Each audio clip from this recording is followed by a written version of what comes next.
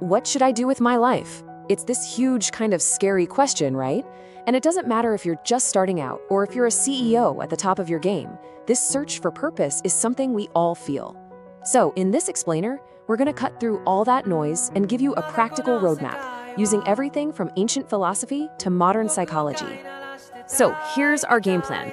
First, we're going to dig into why this whole purpose question is so tough these days. Then, we'll get into a pretty wild idea that a silent, meaningless universe is actually a good thing. It gives us freedom. From there, we'll get super practical with two powerful models for building meaning. An authenticity experiment you can literally start today.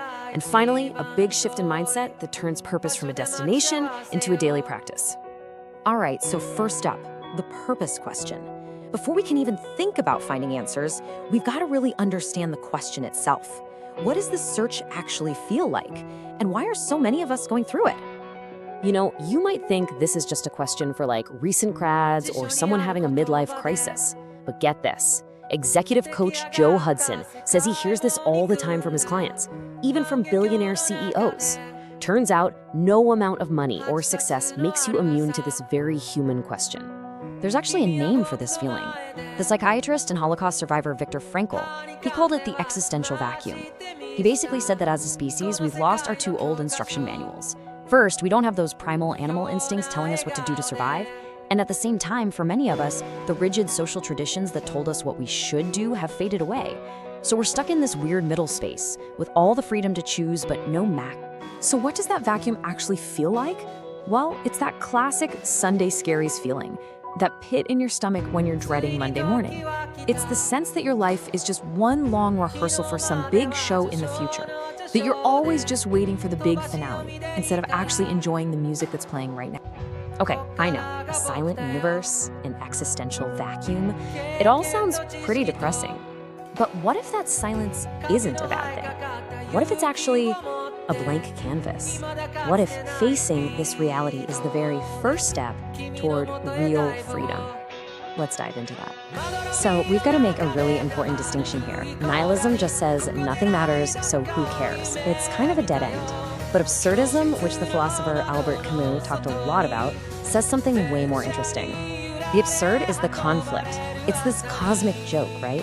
Here we are, these creatures who are absolutely desperate for meaning, and we're born into a universe that just doesn't seem to have any to offer. It's like shouting hello into a canyon and only hearing your own voice back. Okay, so how are you supposed to live like that? Camus gives us this amazing image, the myth of Sisyphus. This guy is cursed for all eternity to push a giant boulder up a hill just to watch it roll back down again. I mean, it is the definition of a pointless job. But here's the wild part. Camus says we have to imagine Sisyphus happy. Why? Because his happiness isn't about getting the rock to the top. He knows that's never going to happen. His meaning, his happiness, comes from the struggle itself, from the act of rebellion and just pushing the rock anyway. All right, so we're supposed to embrace the struggle like Sisyphus. That's a huge idea, but how? How do we actually do that in our own lives? Well, luckily we've got some frameworks that can really help us out. First, let's look at the Japanese concept of ikigai, which you can roughly translate as a reason for being. Think of it like a Venn diagram with 4 circles. Your purpose, your ikigai, is right in the middle, that sweet spot where 4 things overlap. What you love, what you're good at, what the world actually needs, and what you can get paid for. It's all about finding that perfect alignment. Now, for a totally different angle, we have Viktor Frankl's logotherapy.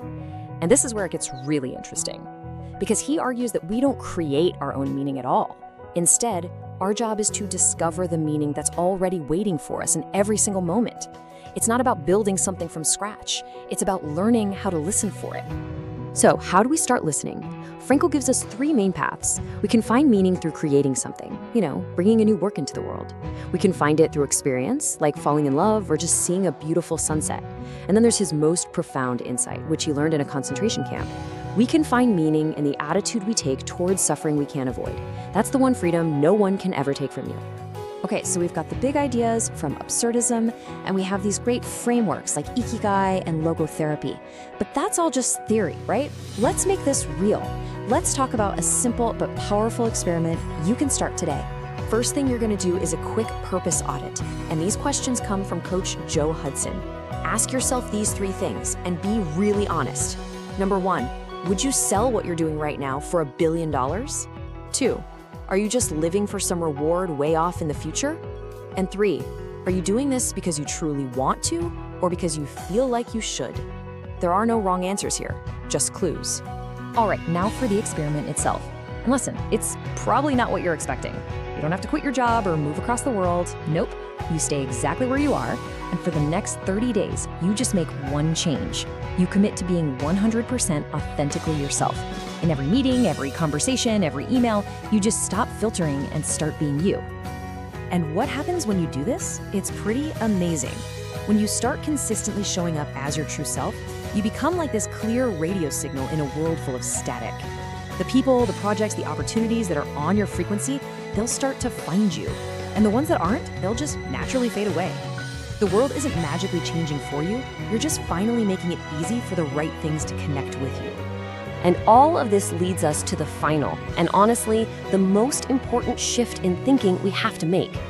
Purpose isn't some treasure you find at the end of a long journey. It's something else entirely. So the big idea here is to stop treating purpose like a goal and start seeing it as a felt sense. It's not something to check off your to-do list. It's not a destination on a map. It's more like an internal compass, this feeling of yes, this is right, that you can only access right now, in this very moment. The future is where purpose goes to die. The present moment is the only place it's alive. Joe Hudson has this beautiful metaphor for it. Think of your life as a piece of music. The whole point of listening to a song isn't to rush to the end, right? It's to enjoy the melody, to feel every note as it's being played. Well, your life is the same way. The meaning is found in the listening, not just waiting for the song to be over. So really, if you remember just one thing from all of this, let it be this. Finding your purpose is not a one-and-done event.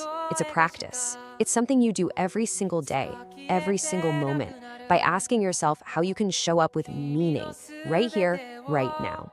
So I want to leave you with one final thought. Just for a second, forget about your 5-year plan, forget about the future.